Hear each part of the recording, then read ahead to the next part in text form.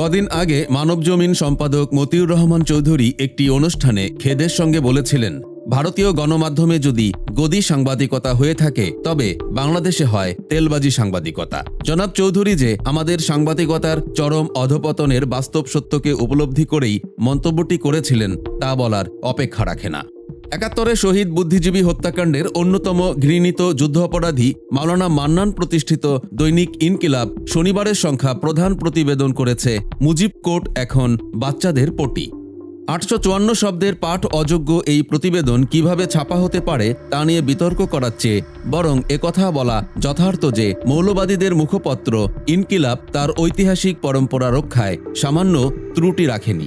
ফরমায়েশি প্রতিবেদক যে তার সাংবাদিকতার বিবেকের চেয়ে মালিকের আজ্ঞায় দস্তর মতো পালন করেছেন তা স্পষ্ট। প্রতিবেদনটির আদ্যপান্ত পড়ে যে সারমর্ম উদ্ধার করা গেল তা হচ্ছে, বাংলাদেশের জাতির পিতা বঙ্গবন্ধু শেখ মুজিবুর রহমান ব্যবহৃত কোট যা সাধারণের কাছে মুজিব কোট নামে পরিচিত, সেটি এখন বাজারে পাওয়া যাচ্ছে না। ৫ আগস্ট আওয়ামী লীগের সরকার পতনের পর এই কোট বিক্রি না হওয়ায় বিক্রেতাদের কেউ কেউ বাড়িতে নিয়ে এতে বাচ্চাদের মলমূত্র ত্যাগ করাচ্ছেন। প্রতিবেদকের কি জ্ঞান! তিনি এত বড় একটি খবর আবিষ্কার করে ফেললেন, কিন্তু তিনি এটা জানেন না যে কোনো কাপড়কে মলমূত্র ত্যাগের পটি বানানো যায় না, কারণ তাতে যেখানে শিশুটি মলমূত্র ত্যাগ করলে কাপড়ের সঙ্গে সেই স্থানটিও নোংরা হবে। শিশুটির পটি করানোর জন্য স্বল্প মূল্যে প্লাস্টিকের পটি যেখানে যত্রতত্র পাওয়া যায়, সেখানে শীতের সময়ে কেন একটি শীত বস্ত্রে মলমূত্র ত্যাগ করবে? প্রতিবেদক হয়তো স্বপ্নে দেখে বা শুনে এমন অখাদ্য একটি প্রতিবেদন রচনায় প্রবৃত্ত হয়েছিলেন, যার জন্য প্রতিবেদনে কোনো নির্ভরযোগ্য সূত্র বা বক্তব্য দিতেও ভুলে গেছেন। আর পত্রিকাটির বার্তা বিভাগ বা সম্পাদনার দায়িত্বে থাকা ব্যক্তিরা এমন একটি গাঁজাখুরি গল্পকে কিভাবে লিড নিউজ করে ফেলতে পারেন তা নিয়েও বিস্ময় জাগে।